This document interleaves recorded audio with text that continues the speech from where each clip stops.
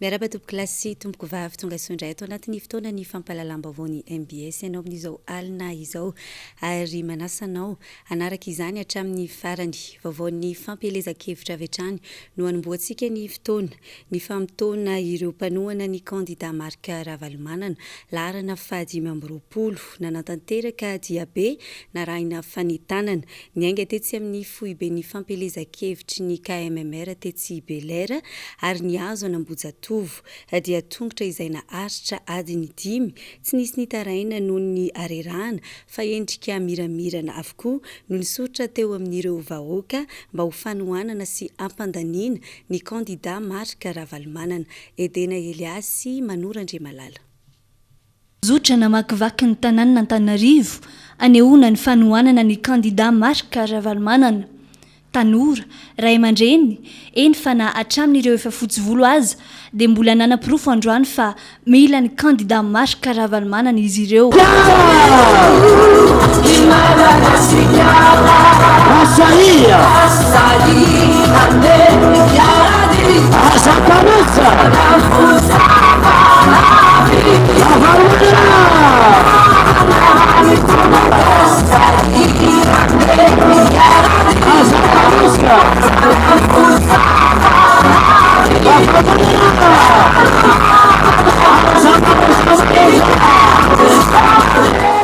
Ny ainga teny amin'ny foibe ny KMMR tetsy Belair,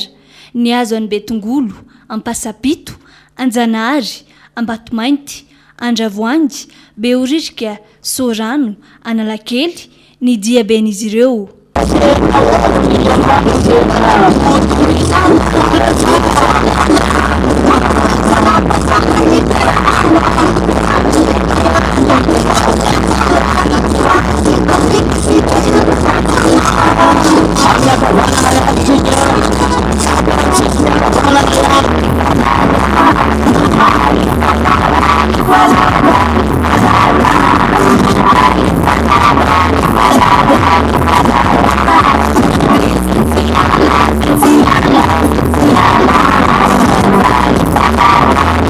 Tsy diabe mangina akory no natao fa narahina fanentanana sy fampatsiahivana ny vahoaka n'Antananarivo amin'ny fifidianana ny laharana fahadimy amby roapolo ao anatin'ny bileta tokana ary ny tombo tsikelikely teny andalana teny ireo mpanaradia.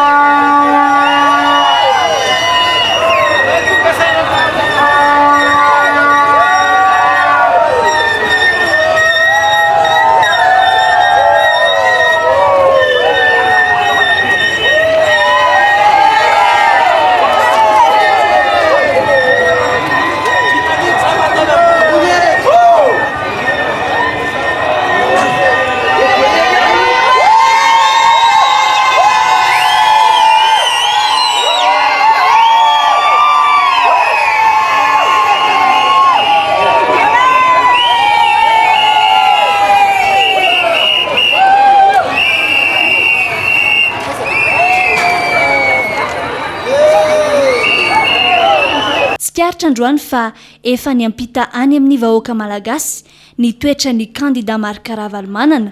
amin'ny fanehoana trany ny endrika miramirana sy fentsika na dia eo aza ny fahakiviana noho ny arerahana.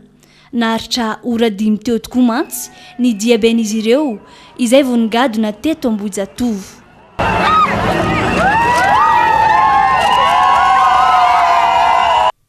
araka izany dia nasongadiny ireo mpanaradia ny kandida marika ravalomanana fa ankitsy-po no tanteraka no hanohanan'izy ireo ity kandida laharana fahadimy amby roapolo ity. Tsy nisy fanerena, tsy notambazana zavatra hafa fa noho ny fitiavana. Raha ny mikasika ny akanjo manokana dia tsy niandry izany ireo mpanohana ireo fa izy ireo indray aza no niala vola anamboarana t-shirt anamafisana ny fanohanana ny kandida marika ravalomanana. Edena ely hatrany sy manora Andriamalala. Nigadina ny tamin'ny roa ora fotoana ny fanomezana teto Ambojatovo. Naseho nireto vahoaka marobe ireto androany ilay tarigetra hoe tonga miaraka ny fanombohana, miasa miaraka ny fahombiazana. Tsy nisalasala avy hatrany ireto mpanohana na neo hevitra fa fantatra izy ireo ny olona mahavita manarina ny Madagasikara sy mampandroso izany. Ny antony tongavako aty dia hanohana ny dada satria dada ihany zany tena mahavita an'ity firenena ity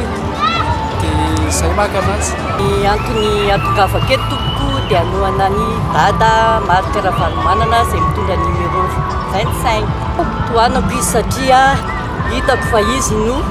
mahavita ny ity Madagasikara ity mba hoentina fahamarinana sy fahamasinana. Hatramin'ireo tanora vao feno 12 taona amin'ity taona ity aza dia resy lahatra tanteraka fa ny kandida marika ravalomanana no anehoan'izy ireo ny safidiny voalohany no ireo fandaharan'asa izay efa nahitam-bokany hatramin'izay. Efa betsaka ny zavatra hitako tamin'ny natao marika ravalomanana dia resy lahatra ny fidy anazy. Natongavana ity fidy numéro 25 vidan'ny marika ravalomanana satria efa izy hatramin'izay izy mafita manova Madagasikara. Resy lahatra satria izy ny hitako fa mpandroso an'ity firenena ity sady mahavita azy. Fitiavana tsy misy takalony izay no azo amehezana ny fahatongavana ireto vahoaka teto ireto. Fitiavana ny dada, izay dia ny dada foana zany izay hatramin'izay. Izay mpanohana ny dada mihitsy. Anga mila zantsika antsika tonga dia manohana tsisy fanamatam-basana fa tonga dia tonga fotsiny tsika. Traitratrany an-cuisine zao zay mandeha tongotra mbola tsy mihinana na dia hoe voambary ray ara fa tena vokatry ny fo fitiavana tena finiavana. Tsy nitambazana ininona fa mandeha ankizy. Ay natongavako aty zany dia manohana ny dada amatanolana. Tsisy karama sady safidinay tsy voavidy vola 0 ariary.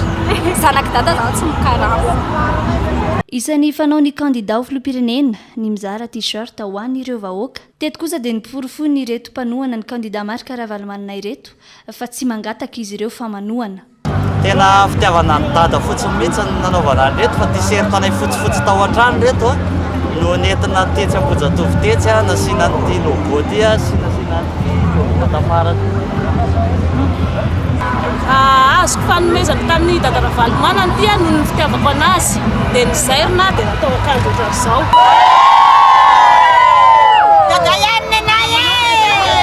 Fa makasika izay vaovao ny fampelezan-kevitra izay hatrany dia tsy ny teto andrenivohitra ihany no nahitana hetsika manohana ny kandida marika ravalomanana fa tany amin'ny faritra ihany koa. Isan'izany ny tany Moramanga izay nisy loha ny tena ny vadiny laharana fahadimy amby roapolo neny lalao ravalomanana. Fiarakodia maro no nitandahatra ny tsena azy narahan'ireo vahoaka marobe avy ao aoriana. Ny fanakalo hevitra mivantana ny ainy etaetan'ny vahoaka ary indrindra ny fanentana ny amin'ny fifidianana ny amin'ny 7 Novambra ho avy izao izay hanohanana ny kandida marika ravalomanana. Mbola hoentintsika amin'ny fotoana manaraka moa ny fanazavana misimisy kokoa makasika izay ako ny fampelezan-kevitra tany Moramanga izay. Isan'ny nazava-dehibe ny fampelezan-kevitra nataon'ny mpanohana ny kandida marika ravalomanana androany ny fanentanana ny fomba fampiasana ny bileta tokana mba hisorohana ny fanambakana rehefa tonga ny daty ny fifidianana. Eo ihany koa ny fanamafisana ny fampafantarana ireo fandaharan'asa n'Andriamatoa marika ravalomanana laharana fahadimy amby roapolo. Feno hipoka tokoa ny kianjana Ambojatovo tamin'ity androany ity. Edena ely hatrany no mitatitra ny vaovao eo amin'ny sariny Manora Andriamalala. Natomboka tamin'ny fitaom-pivavahana ny hetsika teto amin'ny kianjan'ny demokrasia Ambojatovo izay mbo-piaona andreo mpanohana ny kandida marika ravalomanana androany.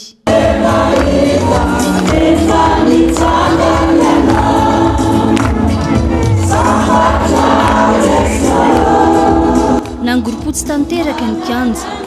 tampanajana ihany koa ny nandraisan'ireo vahoaka ny toromarika sy ny fanentanana mandridina ny fividianana dia manarana mbola tsy nahita dia tia natao hoe bulletin unique zany ity reo ampiasatsika na 7 novembre dia ay zany no ahitantsika ny numéro 25 aiza no ahitantsika le 20 rasaloha avalitsika anankitelo fotsiny ity avalina telo mitovy tsara avalina telo tena mitovy tsara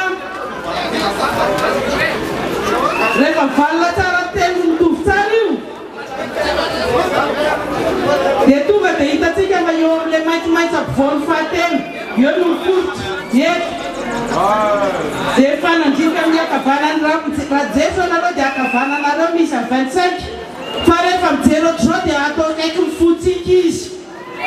zay a misy zava-baovao anatin'ity bulletin unique ity misy soratra ato ambadika ato hoe soni dia reo soni io a tsy itsika ny manao soni fa alohan'ny fivoahany bureau de vote amin'ny enina maraina ianareo membre en bureau de vote isika rehetra délégué ny candidat ny numéro 25 dia manamarina tsara fa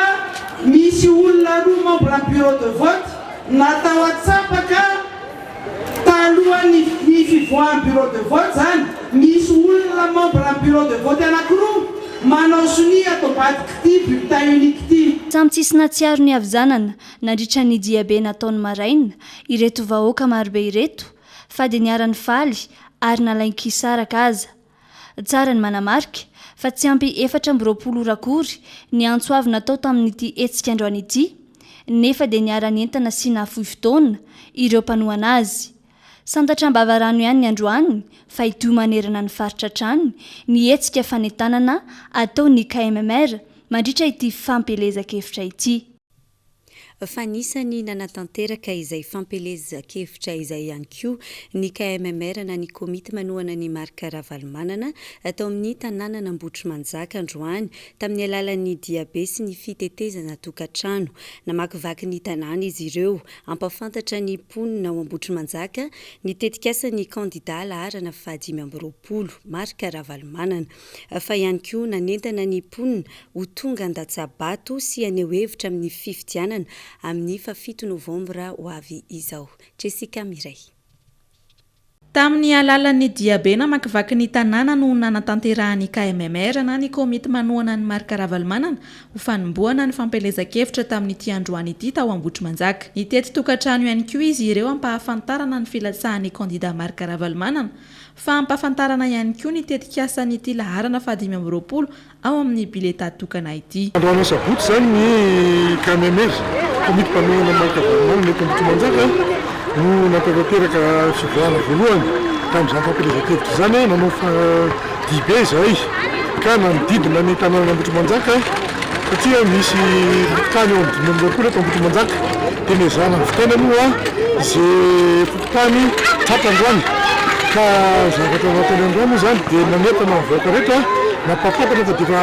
jorosa matsara zany KMMR komity manohana ny filoha marika ravalomanana izany eto amin'ny komina Ambotry Manjaka. Tamin'ity fampelezakevitra androany tao Ambotry Manjaka ity ihany koa no nahitana fa mbola maro ny olona no miandry ny fiverenan'ny candidat marika ravalomanana eo amin'ny fitondrana. Amin'ny hetsika tahaka izao moa dia ankisi-po tanteraka no hanatanterahan'ny olona izany fa tsy misy fanambazana akory.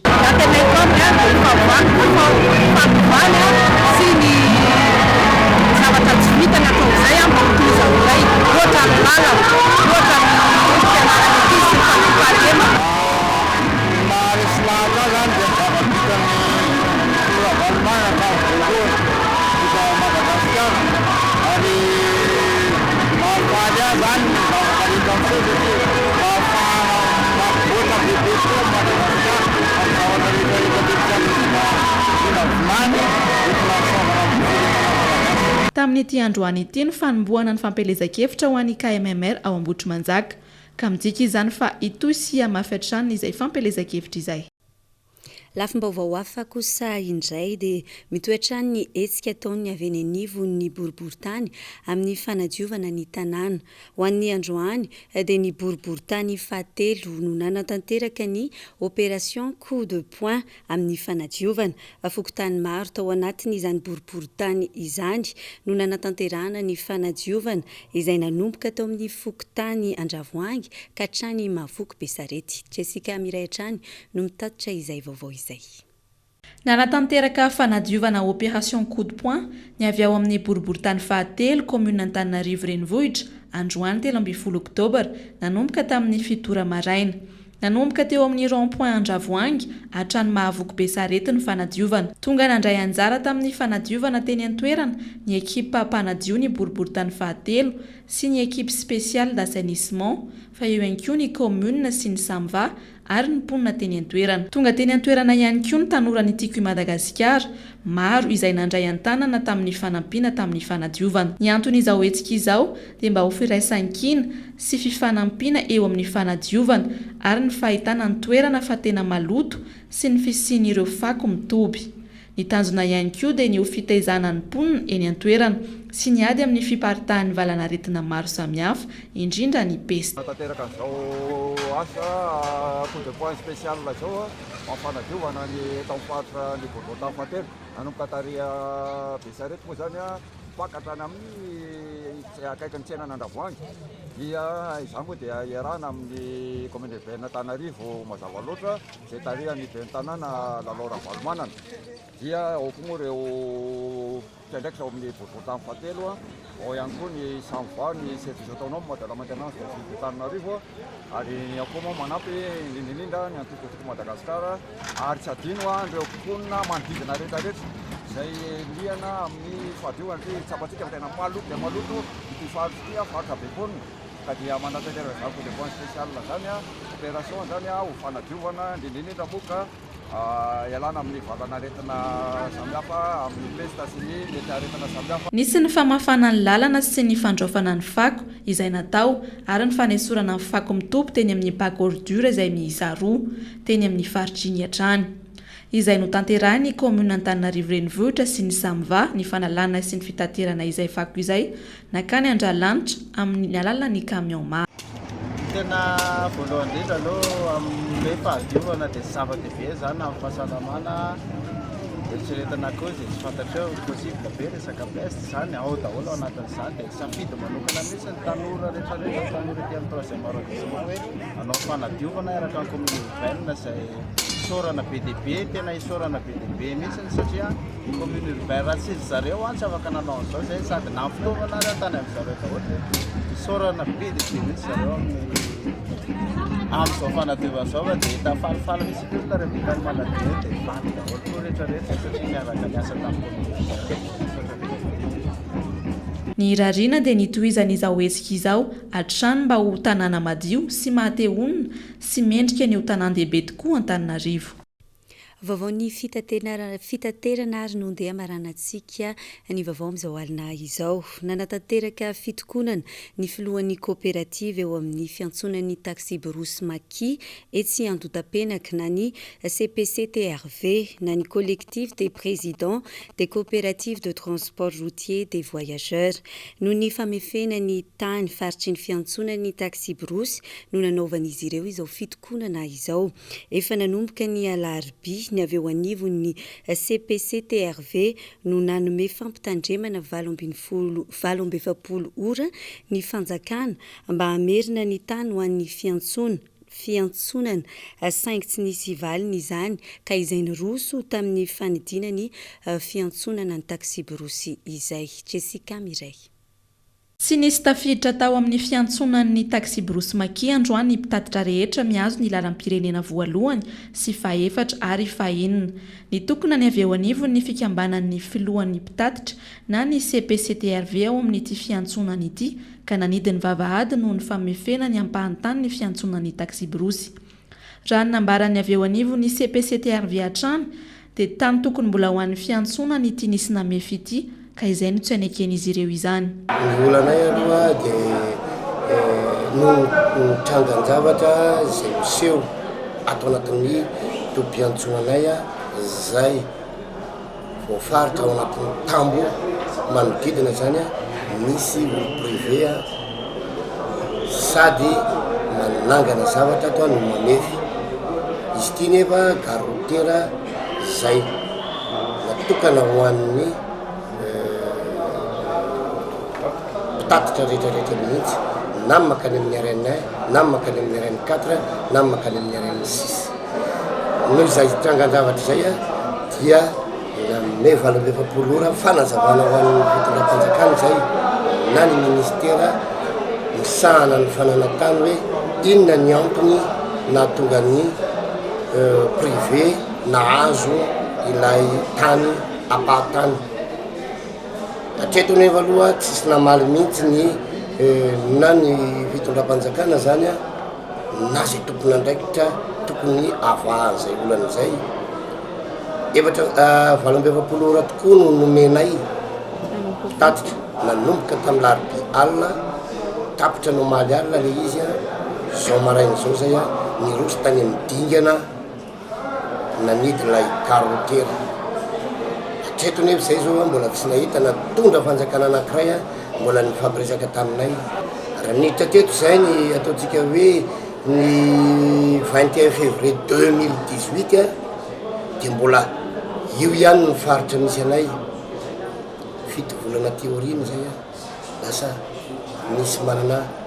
titre sy borna ao amin'ny tany raha tsy aivina dia efa ny alarabialina teo ny CPCTRV no nanome fampitandremana 27 ora ny fanjakana mba hamerina ny tany ho an'ny fiantsonana saingy tsy nisy valiny izany ka izao ndroso amin'ny fanidinany vavahadin'ny fiantsonany taxi brosy izao raha nitsapy izany amin'izao dia tsy mbola mivany mikasika ny fananantany eto amintsika satria mbola tany manan-tompo ity etsy amin'ny fiantsonany taxi brosy ity saingy izao misy mibodo izao hatrany mipetraka moa zany tsy dia avy aminay mpitatitra le izy tsy avy aminay mpitatitra le izy fa olana avy amin'ny zareo mpitatana mariaka moa zany zay sofera sy mpitatitra zay manolo asa mivantana tsy mitokony izahay satria zay mato mitady vosanany dia asa zay fa izy ity zany izy fandambiana tsy mety ifaritra voalazy iny zany natao hoe parkazy iny voalazy fify iny natao hoe parkazy dia ndraiky zay hoe avy eny ambodivona findranaiky aty maki zay no tatan'ny olona zay voatotonona anarana zany ao anatin'ity parkazy ity fa misy olana kely fotsiny le tany dia mbadika mifefy ao ambadika eo io zay olo-kafanay no nahazo an'le tany fa tsy mpitatitra zay no olona mipetraka hoe zay mpitatitra zany zay sofera tsy manala le problème fa izy le mpitatana zany no mitady an'le tany ao ambadika io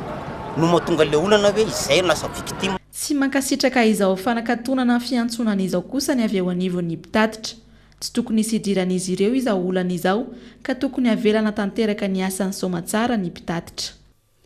dia izay ihany koa no manakatona ny fotoanan'ny fampahalalam-baovao amin'izao alina izao ankasitrahana tomboko lahy sy tomboko vavy ny fanaranao izany hatramin'ny farany azadino ary faharahinao aoriana izao vaovao izao ny vaovao manokana ako ny candidat numéro 25 ny tena kosa dia mametraka ny veloma mandra-piona ary mirary farany herinandro mahafinaritra ho antsika rehetra ary manome fotoananao amin'ny alatsinainy toy izao indray veloma tompoko